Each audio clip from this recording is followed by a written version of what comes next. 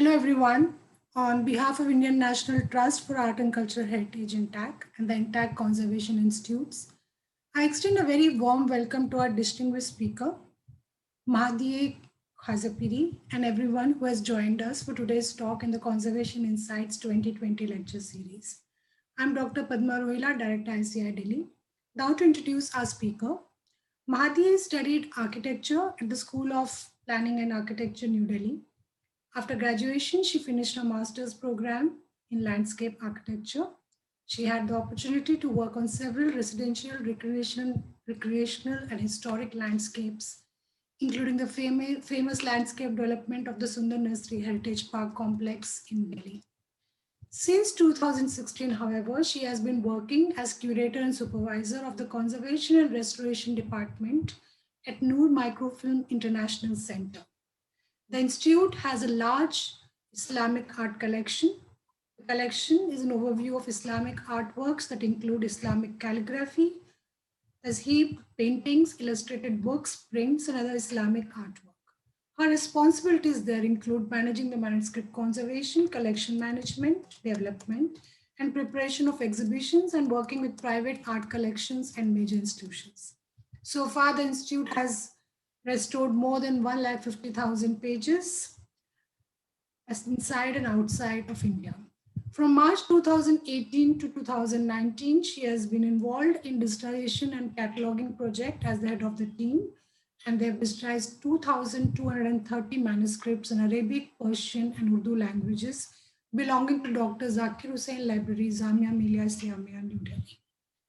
She has lived and worked in both India and Iran. She's presently in Iran doing this presentation for us. And she's always been connected to both the countries and holds a deep interest in the conservation of cultural heritage of India and Iran. The title of today's talk is Conservation and Restoration of Indian Islamic Manuscripts at the Noor International Microfilm Center. India has one of the largest collections of manuscripts in the world. And according to the National Manuscript Mission, more than 10 million manuscripts and tens of millions of documents in various languages are kept both in personal and public libraries and document centers. However, given our inappropriate environmental conditions such as climate, humidity, dust, and lack of inhibitory systems, most of these documents and manuscripts are at risk of serious damage. According to observations through libraries, archives, and document centers, the condition of manuscripts in India is not very good. It's a disaster. Lacking financial facilities and inaccessibilities of new methods for preserving and restoring these documents could cause irreparable damage to the future of India's scientific legacy. Therefore, the approach the Noor International Microfilm Center has been involved in taking urgent care and reduce stress as much as possible. They have achieved new fields in preserving and restoring returned works using conventional methods of India. These will be discussed by the speaker today. So before I invite Mahdieh, may I please request all of you to mute your microphones.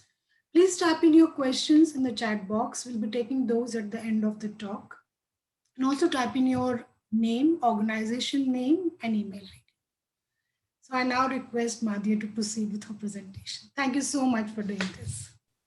Good evening, Dr. Rohila. Good evening, everyone. Thank you for having me and thank you for attending. So before I start my presentation, I think I will give you a brief introduction about Noor Microfilm International Center.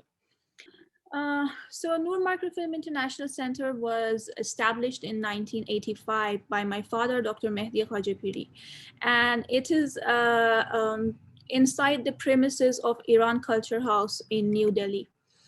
I just want to talk a little bit about why this center was founded and little more information about it. My father came to India in early 80s, and before that he was studying he was doing Islamic studies in the city of Qom, which is a religious center in Iran. He decided to gain more experience and travel outside Iran and complete his studies outside Iran. So he consulted one of the ulamas or his mentors, and what he told him was that if you want to learn Arabic and you want to become proficient in Islamic studies, then go to Egypt. But if you want to see the entire world, then you must go to India. And then my father also had a background about the huge influence of Persian literature and Persian culture in the Indian subcontinent, especially during the Mughal rule and later in the region of Awadh. So this is our center in New Delhi. Different sections of our office. So in 18th century, Awadh was a center for literature, arts, culture, and rulers and Nawabs of Awadh were patronizing art and culture, and they had poets and writers in their court. These are portraits of some of the Nawabs of Awadh. Uh, beside that, many historians, poets, artists started to migrating to Awadh from Delhi Darbar because of the steady decline of the Mughal Darbar. So so Awadh became a center of was full of scholars and literary persons. Um, um, uh, uh, Mirza Abu Talib Esfahani, he is also known as Abu Talib al-Landani because he used to travel to London a lot. So he has stated in one of his travel log, he was Iranian tax collector who used to live in India, that he visited Awadh in the end of Awadh rule. And in the Royal Library of Awadh, there were more than 400,000 exquisite manuscripts. And that's a huge number. Beside that, Awadh became a center for Islamic studies. Students from Middle East and other Islamic studies used to come there to complete their studies. There were many schools, and because of that, they used to collect books of different fields. So every school, every mosque had their own library. Besides that, there were many personal collections of nobles and nawabs of Awadh. And even scholars had their own private collection, and they were interested in collecting books. So this is the photograph of Kutubkhane Nasiriya in Lucknow. Um, in one estimate, it is said that it had more than 300,000 of number of books. And it belonged to Allama Hamid Hussein. This is another important Shiite school of Awadh, Madrasatul Wa'izin, and even this school had a very good collection. It has 20,000 printed books and 1,500 manuscripts. Among the private collections, I can also talk about, we can mention the Library of Raja of Mahmudabad.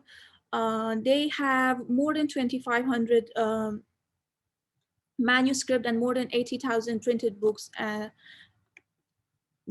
Even Raja of Pirpur, he had a very good collection. And then by the mid 18th century, printing was introduced to Awadh, and many publishing houses were famous, and they were contributing to printing of manuscripts of different languages: Persian, Urdu, English, Arabic. So they were, and one of the one and the Munshi Nawal Kishore's printing press was very famous, and he contributed a lot in this field. So what was the fate of libraries of and manuscripts of Awadh? Um, After things completely changed after the domination of British in Awadh area, and So these are photographs of when my father actually entered Lucknow. So libraries which were once a center of research discussion, they became repo- neglected and forgotten repositories of books. So the condition of manuscript became really bad after 19th century. Um, there were no fund and no awareness to protect these, and many were completely damaged, um, and there was insect attacks or environmental conditions such as dust, humidity. Um, they all affected these manuscripts, and a huge number of manuscripts were completely destroyed. This is my father working at that time in one of those libraries. So this was the condition of Awadh. So after that, my father started to studying in Lucknow, and he was also observing and identifying libraries and manuscripts. And once uh, he saw that monkeys are attacking a library, and they were turning apart manuscripts, and that really pained him. And when he went back to Iran, he tried to get funds to at least digitize manuscripts. Um, at that time, digitization was it was actually microfilming. So he got fund to prepare microfilms. Um, and so far, the center has digitized more than 60,000 Persian, Arabic, and Urdu manuscripts of different libraries in India. We worked with National Archives, Maulana Azad Aligarh Muslim University, libraries in Gujarat like Pir Muhammad Shah, and then we worked with the Andhra Pradesh government for the Library of Asafia, which where we have digitized more than 12,000 manuscripts. How do we share the digitized manuscripts and microfilms? Uh, I think it's been more than 10 years that we have a online platform where we have uploaded the summary information about each manuscripts, and um, one can search it through the author name, through name of the book or name of the library, and you can copy this and email it to us, and we can arrange for the manuscript. Um, we also did publication of summary and detailed catalog of digitized manuscript in all the four languages: Persian, Arabic, English, and Urdu. Uh, that's our computer section where we do digitization, and um, we make replication of manuscripts. We also have an art section where we collaborate with calligraphers and artists in from different parts of India. During Mughal rule, the art of calligraphy was flourished, and many calligraphers also came with Humayun to India. But after the end of Mughal rule, the art of calligraphy faced gradual decline, and then computerized printing came, and many calligraphers lost their jobs. So we do work with them. This is Quran in Diwani script uh, by Indian artists from Tonk. These are different surahs of Quran by different artists. This is in Tulut, which is very difficult to read and write, and this is Nastali on fabric. We also do reproduction of miniature paintings. Um, so, for example, this one is a reproduction of 16th century Safavid painting. It's a scene of where Leila and Majnun met for the first time. So on the left side, it's the original manuscript from the Book of Jami, and the left is the reproduction by Indian artists. This is also another work, Shahnameh of Ferdowsi, Book of Kings, and there's a replication. So this was done for a book, and we released that book just before the spread of coronavirus in IIC, and we had an exhibition just before that. So about conservation and restoration of Indian and Islamic manuscripts. Uh, so we have our method is actually we believe in understanding the indigenous methods and traditional methods, because conservation of manuscript is nothing new. It's nothing unique to 20th century. Even in the past, our ancestors used to look into different way to through natural material to conserve books for a longer time. So these are photographs of because before the conservation, when we obtained the book, it was in this condition, and this is after the conservation. We have conservated many libraries in India, and we have also conservated and restored the Kulliyat of Sadi, one of the oldest copies, and also Nahjul Balagha, that's also very rare manuscript. And it's been 20 years, I think. It is kept in Library of Astan Quds in Iran. Um, yeah, so this is how we get the books. Books are usually in this condition when we get them, and this is after conservation. Something I want to mention about our staff and our team. We believe that the formal education is not enough and sufficient to become a conservator.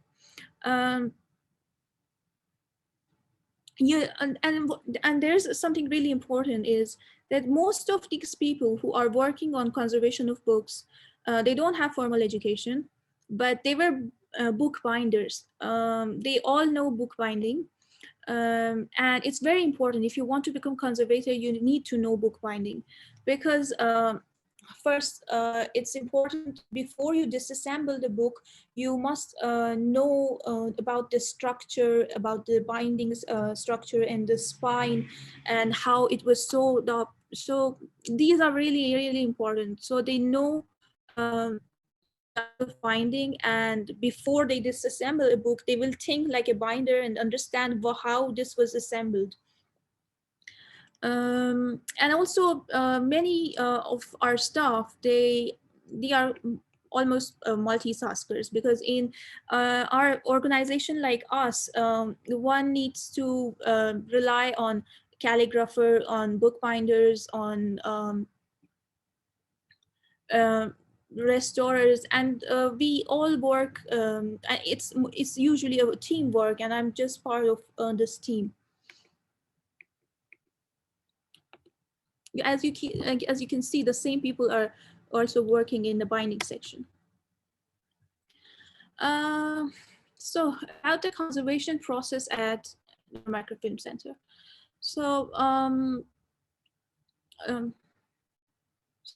first is observation, then documentation, disassembling, numbering, surface cleaning, arranging folios, washing, which is a conditional step, consolidating, and restoring and binding.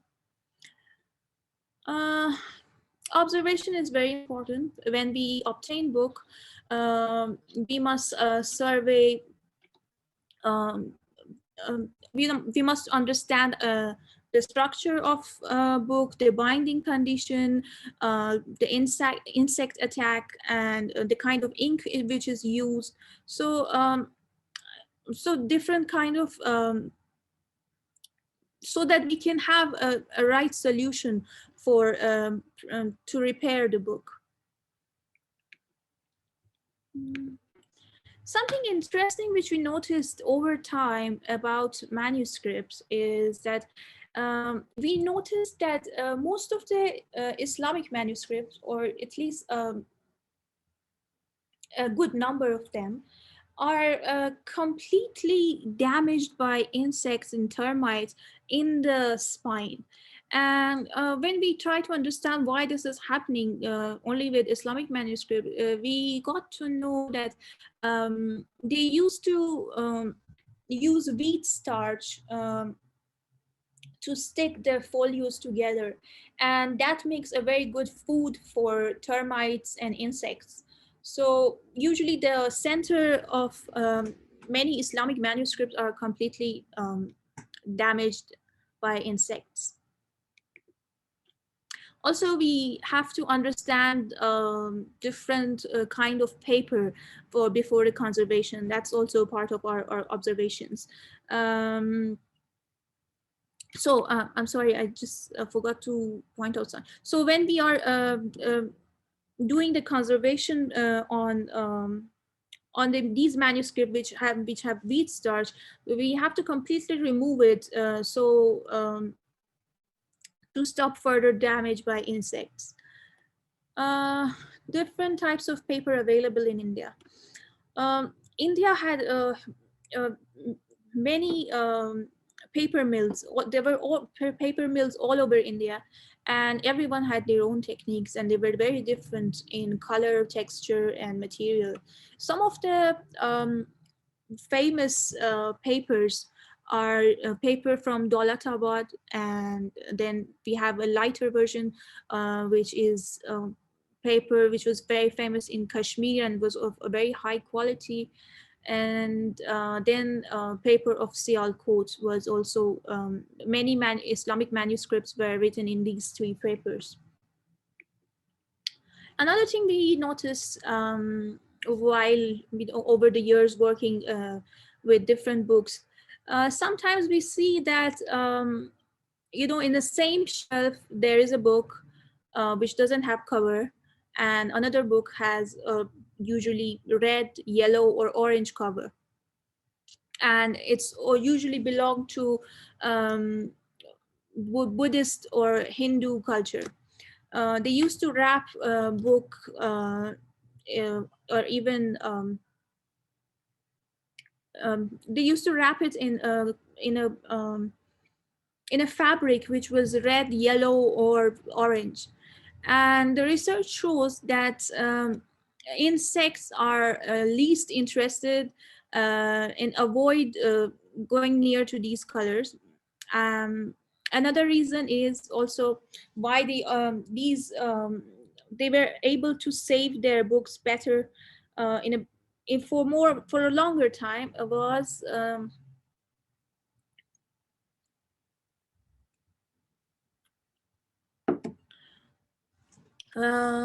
so in India, um, different different dyes, different kind of herbal dyes are used to dye fabrics. One of them is which is very famous is haldi or turmeric. So they used to use extracts of turmeric to dye these fabrics, and they would add lime to make it darker or lighter. And then again, research shows that termites, there are ingredients in turmeric or haldi that keep the insects away.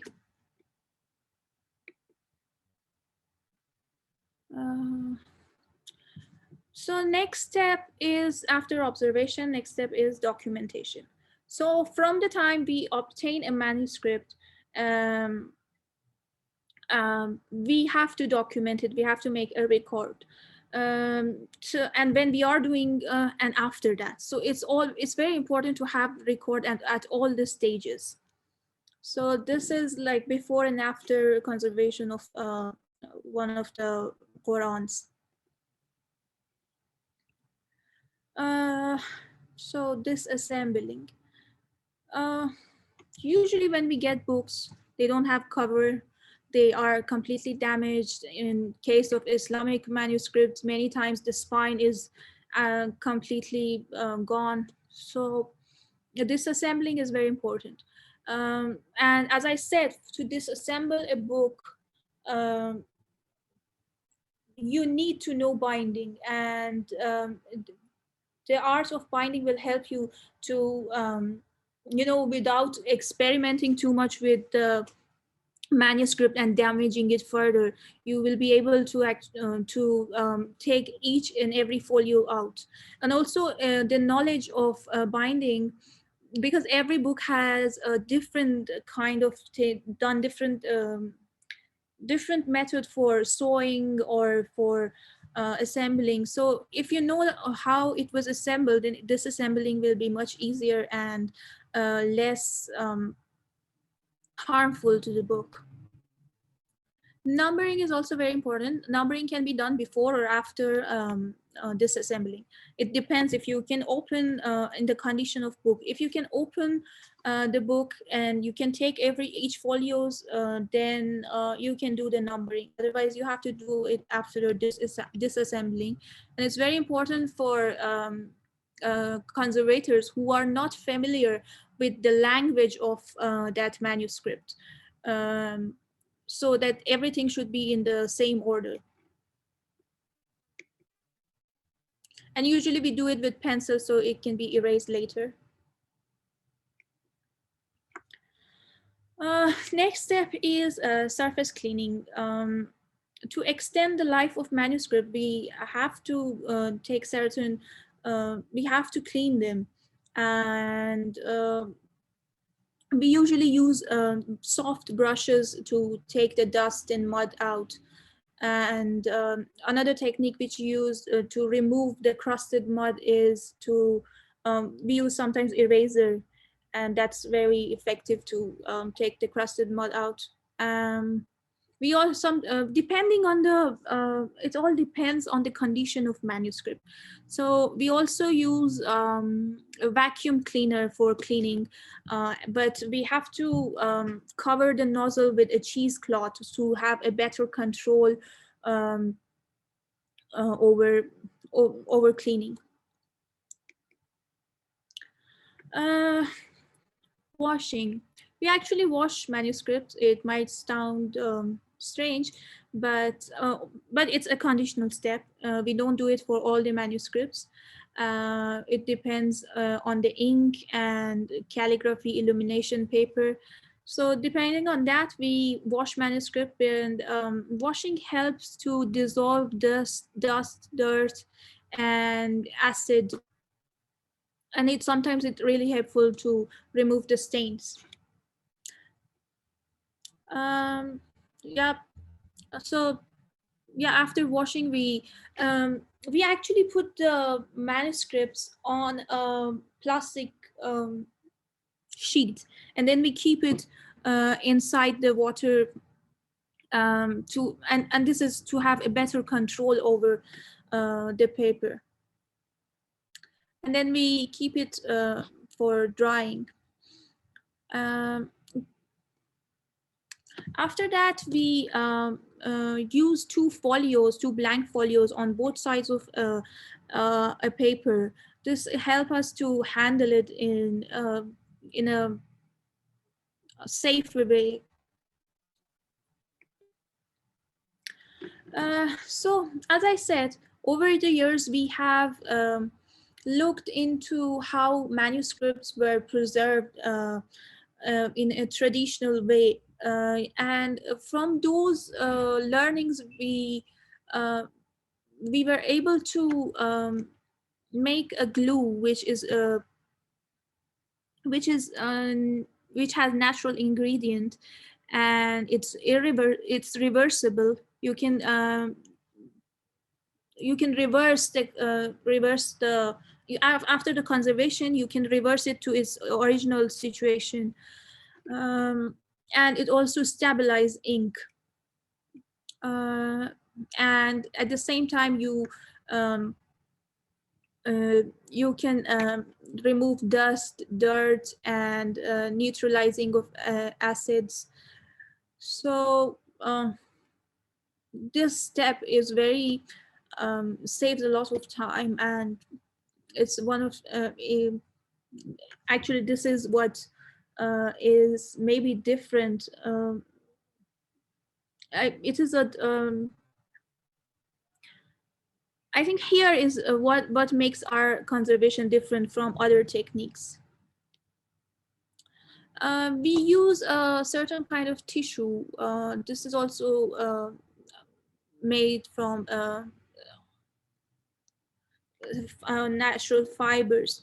We actually order it according to our needs, and it has high density.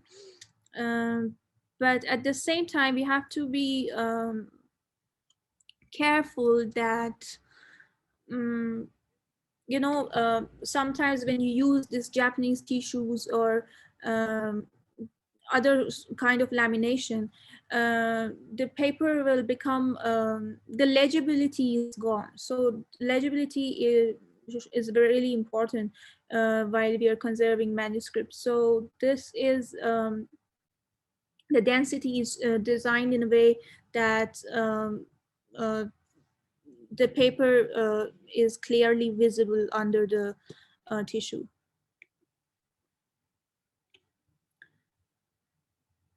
Uh,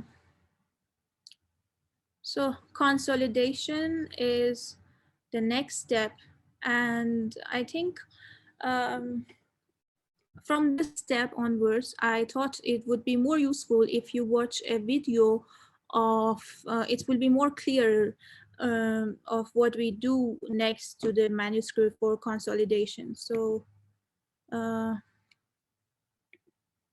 let's watch this video together. The conservator puts the folio between the new paper and a plastic layer. Then it is moistened by glue. He spreads the glue by a flat board on the plastic and then removes the glue along with dirt and mold.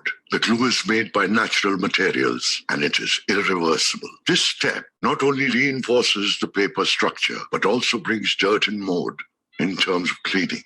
Indeed, cleanup operation and consolidation are being done in one step. This approach follows when treatment interventions are urgent, and it is very useful to save time. Papers that are being consolidated are resistant to insects too. Then the paper is being placed on a table to dry. Mending and filling also is done for specific manuscripts. In this step, several tiers can usually be mended on the reverse with narrow strips of torn handmade tissue. The strips are adhered with a specific natural gum, as mentioned earlier. Binding of the book is the last step in conserving a manuscript. First of all, the reinforced papers are arranged to cut in the original size of the manuscript. Then each separate quire of folios are sewn together. After that, all of these queries that make up the book are sewn together. In this step, the numbering helps to make sure that bindings were put together in the right order. If the original cover is too deteriorated, the book may be rebound with a new leather cover. Cover materials are chosen, usually of some kind of pasteboard, to give the cover a sturdy nature, to be able to keep the pages within safe. These are also glued or sewn on in the same manner. Cover also can be decorated with the stamped and gilded leather, same as the original one.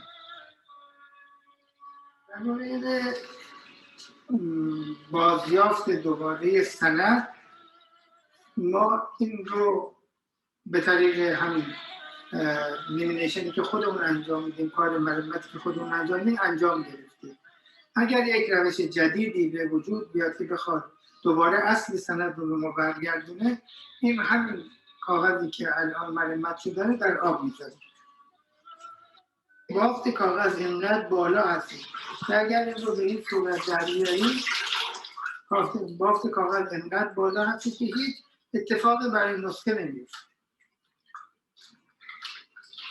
دوباره در آب که بذارید باز همون.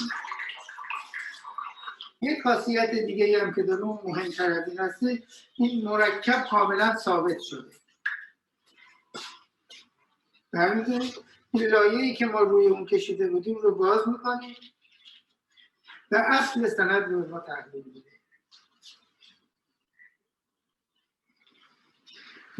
و جالب‌تر این است که چون مرکب ثابت شده هیچ تغییری در مرکب به وجود نمیاد. دوباره اگر اتفاقی بیفته این رو برمیگردونیم.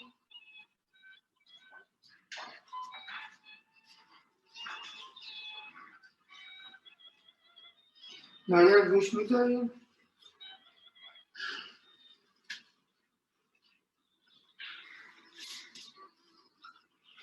این رو در راه می‌ذاریم.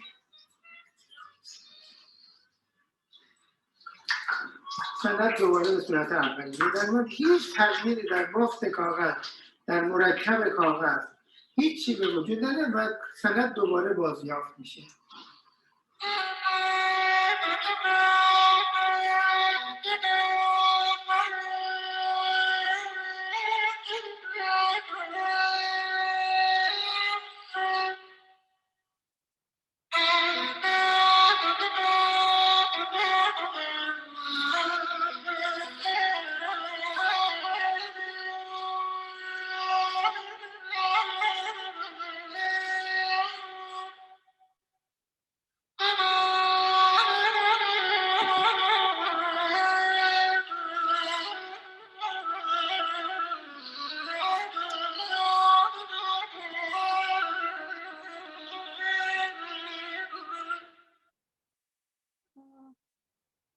I just want to ask, especially those attendees in the classroom, if they were able to read the subtitle. If it's not, then I can explain it. I think the subtitles were clear. Okay, because they are sitting a little. I could read them, but I think if you can just briefly go through it again, it will be nice, because I think everybody was more engrossed. Some of us were more engrossed in watching what was happening. So maybe we missed on the subtitles.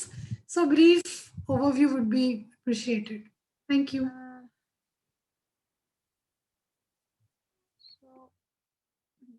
So this. Then it is moistened by glue. Just want to mute the.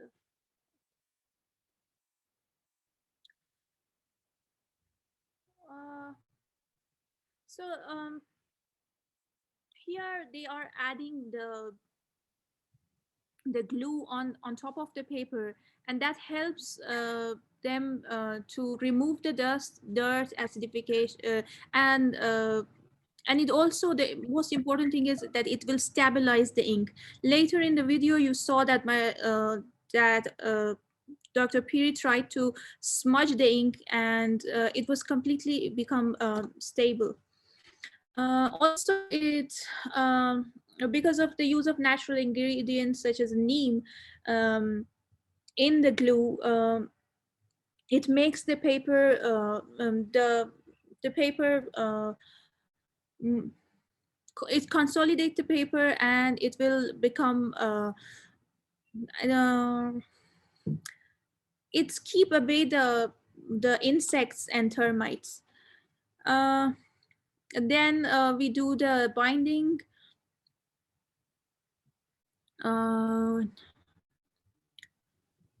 Because usually, so this is.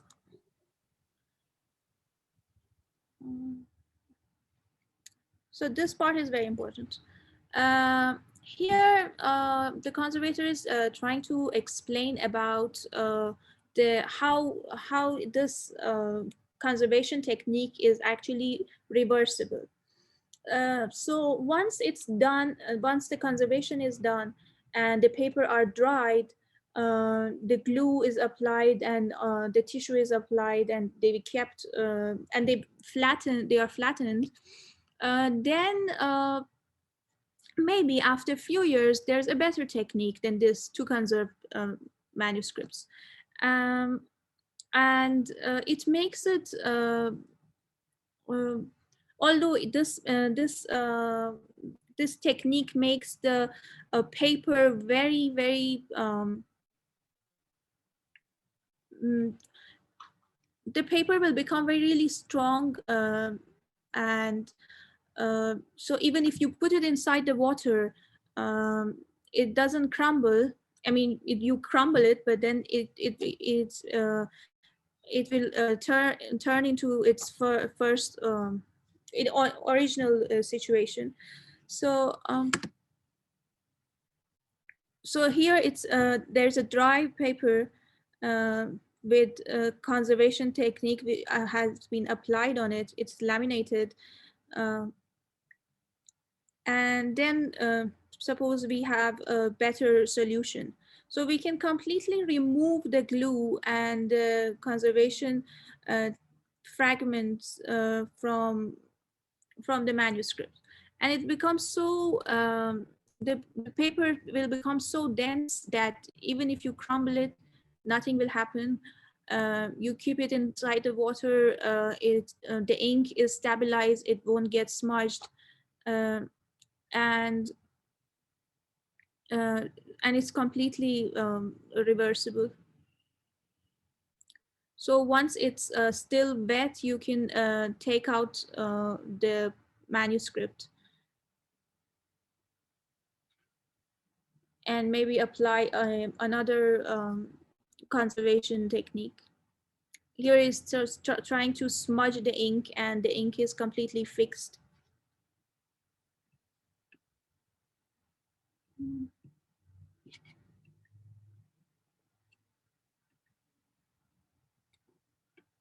So I think I closed it by mistake.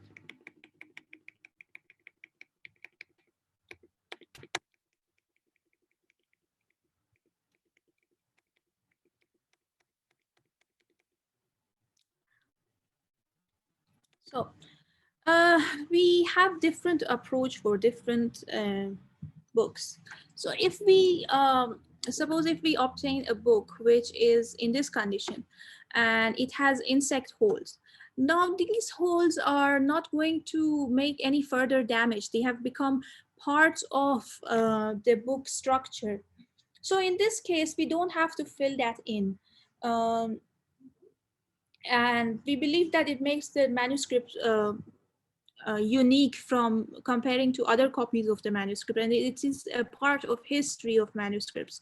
So in this case, we don't fill the insect holes or make any changes. We just try to keep it in the same condition as much as possible. So that's our conservation technique.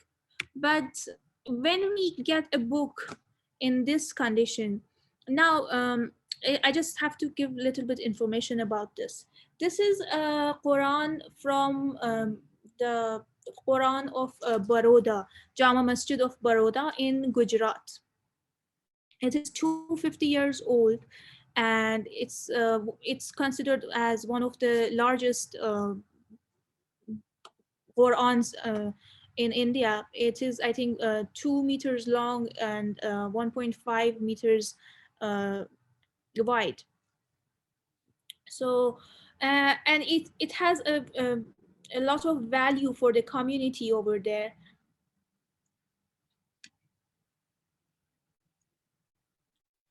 So um, on auspicious occasions, twice a year, they will take it out, they will read it, and people come for prayers. But in 2006, because of heavy rainfall in Gujarat, the book was damaged. Actually, they kept the book in a room where there were no insulation and waterproofing. So the book was damaged, and it has, I think, 12 volumes. Some of them were in a very bad condition, like this one. So in this case, we have to restore the book, and we have, because this is, they are going to handle it. They need to open it. And the thing which is different makes books different from static items of which are kept in museums and in controlled environment, is that they are not going to be used. You just are going to watch, see them. But books needs to be handled. You need to open them. You need to read them. So in this case, we have to do some intervention. So we had to paste extra paper for the spaces which were missing, and to strengthen the paper.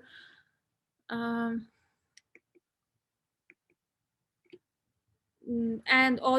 we have to do mending of areas which are completely damaged. And as you can see, in some parts, the text is not readable and the ink has faded out. So, and there are fragments of previous conservation still on the paper, which caused yellowing and damaging of paper. So this is before and after conservation of one of the pages. And we also take help of our calligraphers from our calligraphy section. So yeah, if you see this, because this is Quran and they are going to read it, so our calligrapher will copy the same calligraphic style, and he writes it back to completely restore it. So here, Sayyid Abu Haidar Zaidi is one of our calligraphers who worked on this manuscript.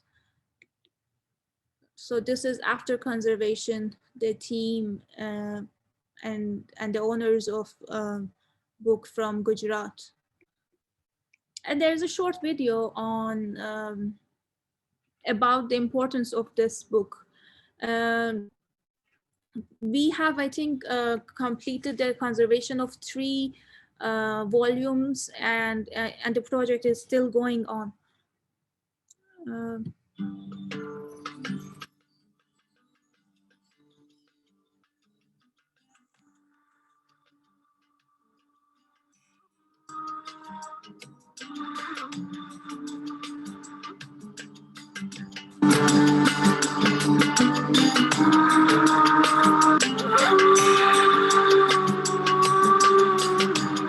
जी साहब, ये अजीम शान कुरान शरीफ साल में 2 दफ़े बाहर निकाला जाता है, एक शब बारात और एक शब मेराज, जो कि बड़ी मुक़द्दस रातें हैं, इबादत की रातें हैं।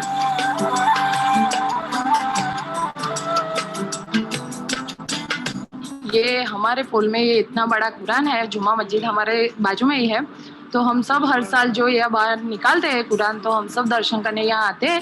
हम सभी हिंदू हैं, मगर हम श्रद्धा से यहाँ दर्शन करने आते हैं।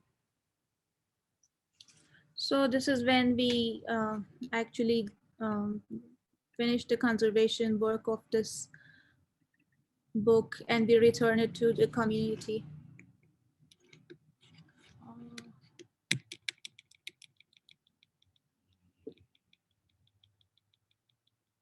I'm sorry.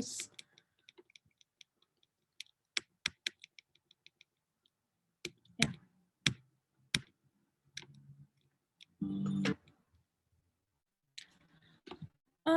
Another point before completing my presentation is that digitization, we do a lot of digitization work, but digitization has its own limitation, because CDs and DVDs doesn't have a really long life.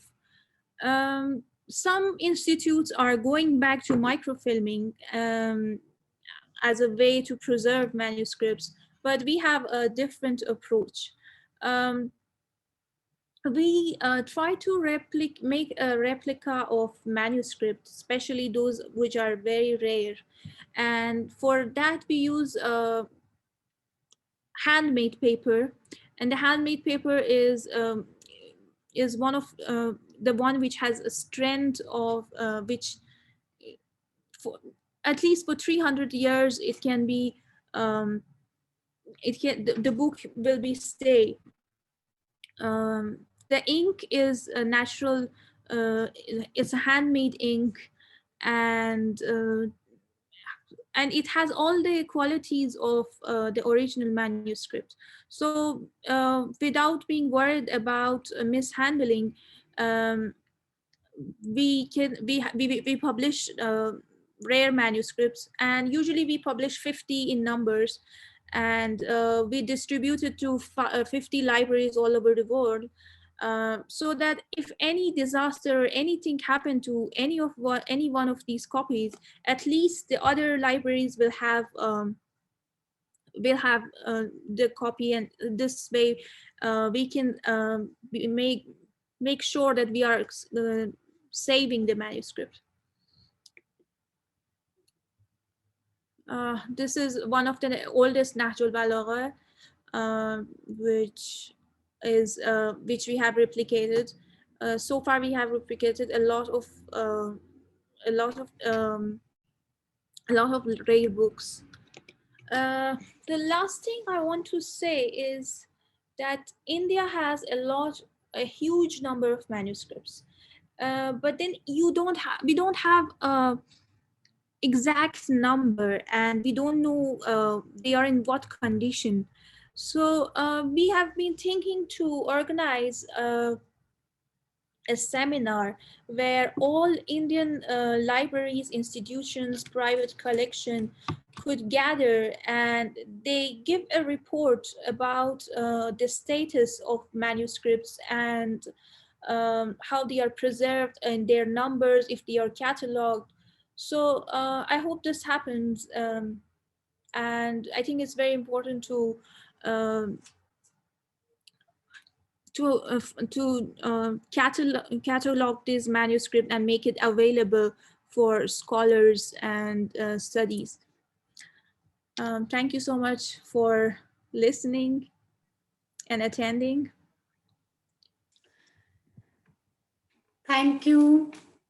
Thank you very much for a lovely presentation, Mahdieh. I think there are a lot of questions. So with your permission, I'll start picking those up if you're ready. Yeah.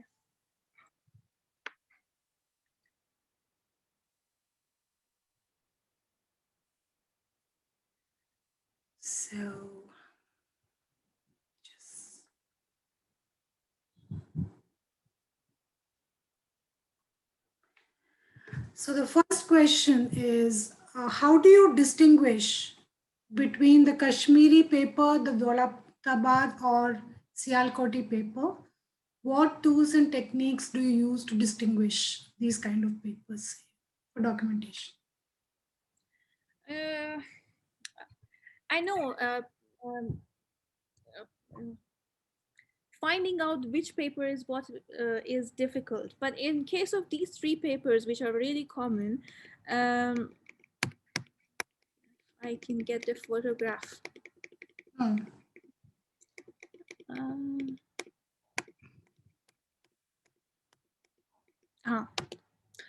Yeah, so Dolatabad paper is usually very dark, and it is quite thick. So our conservators used to, they are not they haven't done formal studies, so this is all comes with experience. They've checked the texture and color, and so in the case of these three, color and texture is very helpful. In case of Kashmiri paper, it's very thin and very glossy, very light, and it's one of the best papers for manuscript. Sialkot paper have a medium thickness, and the texture is a bit rough, and they usually wouldn't do the sizing on Sialkot. So it was used for documents a lot of times. So that's how we we can identify these papers. Thank you. Now, I think the question on everybody's mind is, what are the natural materials used in that special glue that you use at Noor Microfilms? Okay. I think a lot of people have asked that question. We know it's something, but would really like if you can share if there is any research being done, is there any publication, if you can share what are the ingredients, that's the question. Uh, yeah, the research been done. We actually send the material, the glue to Iran, and here it was checked in laboratories to make sure that it's safe to use on paper, especially because we did conservation of a lot of manuscripts in for the Iranian government in of Astana Quds. So they have done that, but exactly I don't know how to explain it because I'm not, chemist to tell the proportions. But yeah, the gelatin is used, we use neem extract to keep the insect away. um, so these things are some of the ingredients of the glue. Okay. So that's all that we are going to get now. Do you only work with state libraries and university libraries, or do you work with the private collections as well? uh, no, we work with many private collection as well, because um, sometimes people have their private collection and they need care, and uh, they need to preserve their manuscripts, and we check their manuscripts sometimes um, if they are in good condition. We really don't go through the process of lamination. We just check for the binding, or if there's any termites or fungus, we clean them. So we try to have at least intervention in case of manuscripts which are not really damaged. So yeah, we work with private institutes also. Okay, thank you. The next question is, how are the binding structures documented before they are disassembled? How do you document the kind of binding structure which was there in the book or manuscript? Mm, I have to show you a photograph that makes it clear.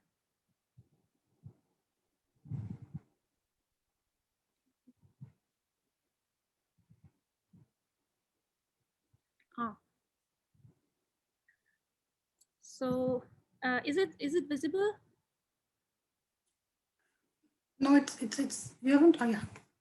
Huh? Is it? We can see the image, but I don't think this is the image. Yeah, it is. See, a lot of times we receive manuscript in this condition. Hmm. So, um, and whatever we do, we won't be able to um, actually save them because they are completely gone. So through these ones, which we can't do anything about them, or especially about the part which is completely damaged, are good case studies for the binding. And also, um, so they will actually look into this, and they will check how it's different kinds of binding are there. And sometimes it comes with experience, and actually checking books which we cannot save it. No, I think the question was, suppose you have a book which has come for conservation, and now before opening or losing out the folios, how do you note the kind of binding which is there so that you do the same kind of binding again? What kind of documentation techniques do you use to find out which kind of binding pattern was existing in that book before you open it up for conservation? I think that was the question. So I don't know if I get it right, but um, what we do is, like, while opening it, you will understand what technique is used, and then we can replicate those techniques. But knowing the art of binding will help you to, when you are disassembling, you don't do your own experience.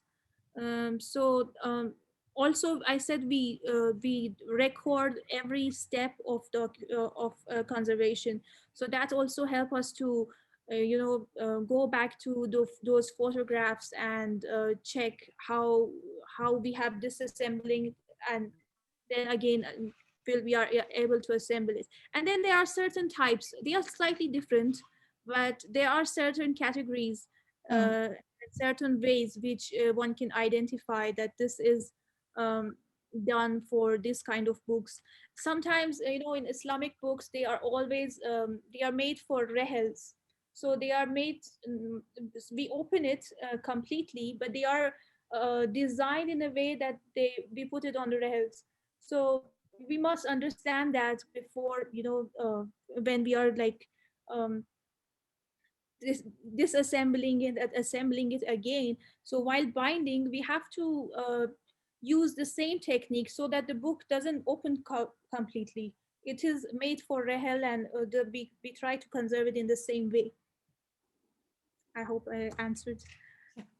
I think the question was because we had a talk last day, yesterday, and they were talking about diagrams and writing down the patterns, how folios are bound in a book, and the same pattern can be replicated. So I think the Anjali Jain wanted to probably know, how do you note down the pattern that was used in the book before you dismember it, just before you loosen out the folio, so that you remember the same pattern and you replicate it while binding it back.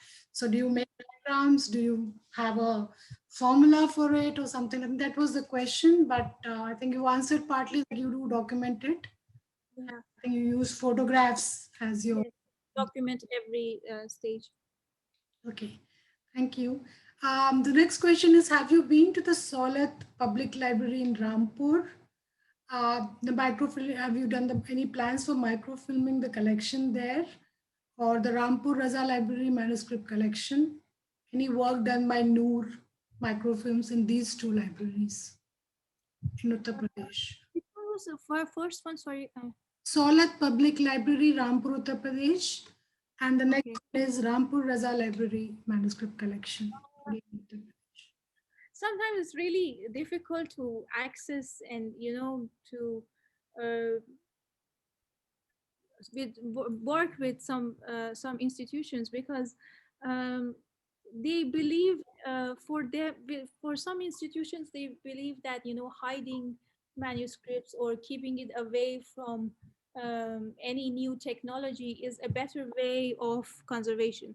So um, so all these there are many times which we face a lot of problem working with some of the institutions. um, but yeah, we are really keen to work with Razarampur Library, but we still haven't get the confirmation. Okay, thank you. The next question is, are the new restoration materials like boards and leaves similar to the original ones in the book restored, or the new binding always done in the same style as the original, or do you do a different kind of binding once you restore a book? And also, how are the original deteriorated fragments of the binding documented and stored for future reference? uh, yeah, so the technique which we use is is very economically viable, and it is very fast, because sometimes we don't get, depending on the value of manuscript, we can't spend so much of time, and we don't have that much of fund to actually get into all those the details. We record them, and also uh, some manuscripts, we know the way they are, if they belong to certain libraries or certain style, we know how the binding is done. But no, we don't do the binding for all the manuscript in the same way, um, uh, as its original way, because sometimes we can't find it out. Hmm. Okay. But then we keep in mind that it should be reversible, and it should be done in a way that without any further damage, you can actually take out the manuscript pages. Okay. Thank you.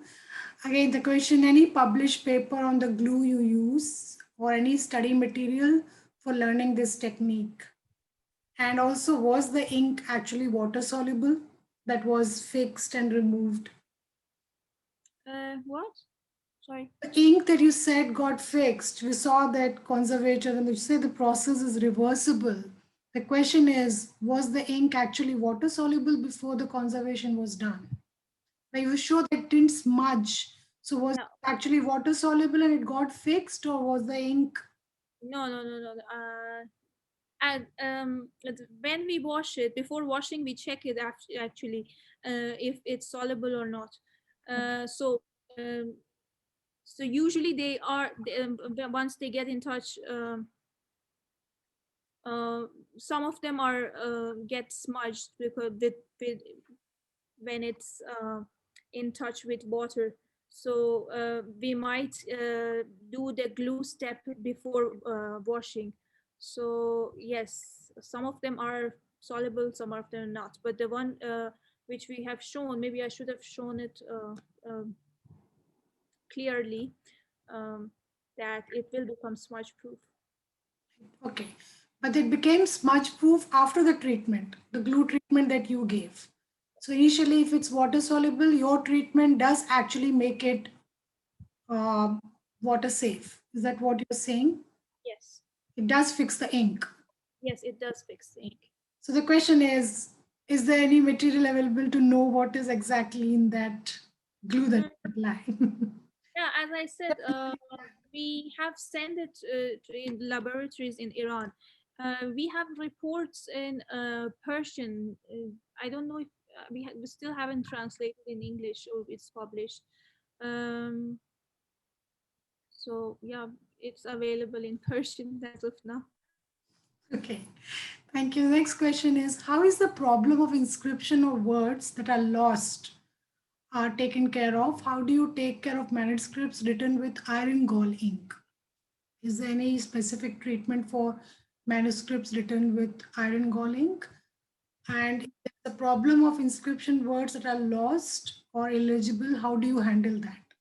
How do you conserve that? So as I said, we have two methods. Either we conserve the book as it is, um, or we do the restoration. Depends on the condition of book. But uh, yeah, so mm, I'm sorry, I just forget what. Can you repeat the question? I just repeat. The first part was, when there's a problem of inscription or words that are lost or not legible, readable anymore, what is the solution that normal conservation solution that you would take care of? Okay. The question is, how do you take care of manuscripts written with iron gall ink? Because see, these are manuscripts in which the ink kind of eats away the paper support. It's highly acidic. So is there any specific treatment that Noor Microfilms does for such kind of manuscripts? Yeah. So uh,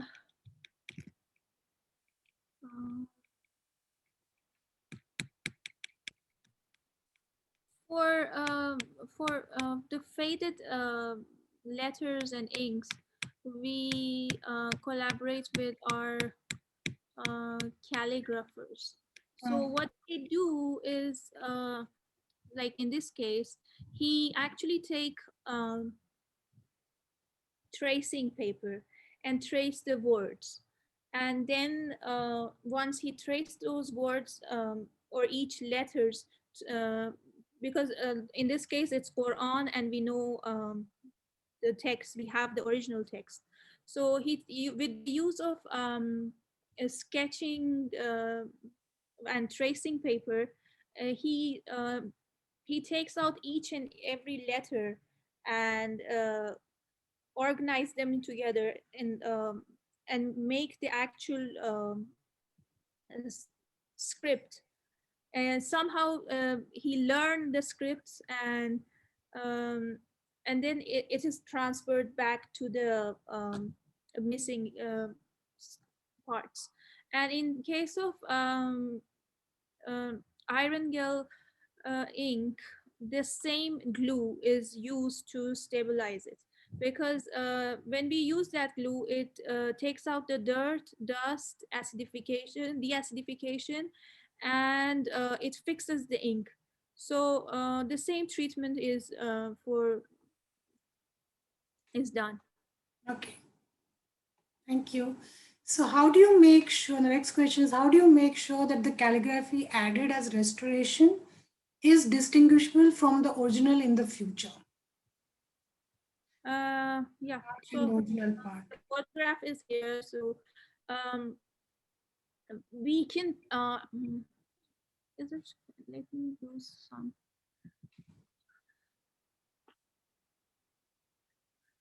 see, sorry.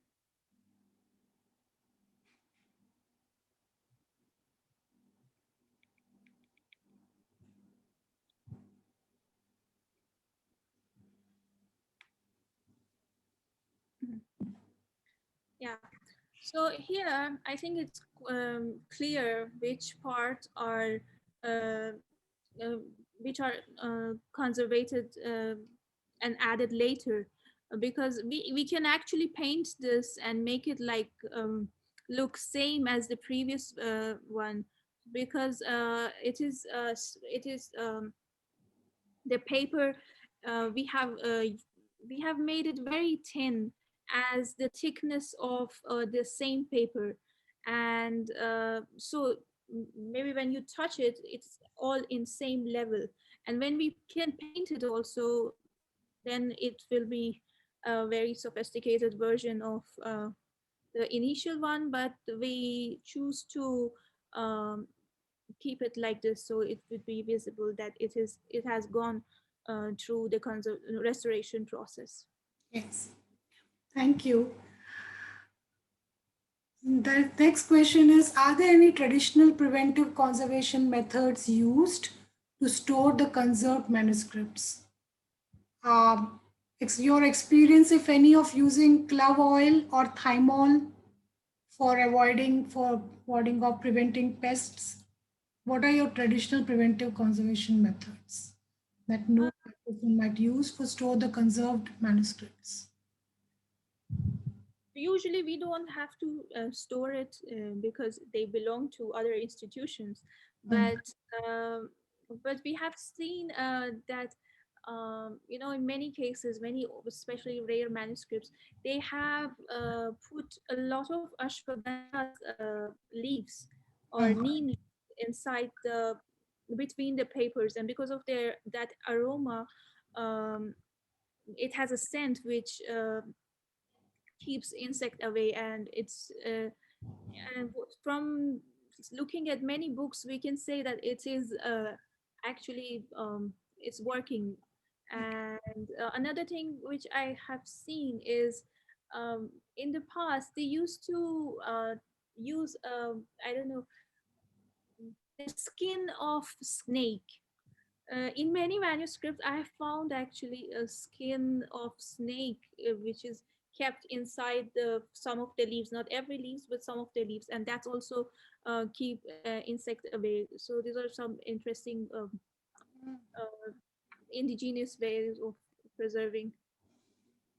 But about the Buddhist and Hindu manuscript, we actually have seen that the red or yellow or orange fabric really helps to um, um, keep insects away from the book, and they have stayed longer. Um, an interesting question. You did mention gelatin as one of the ingredients of the glue.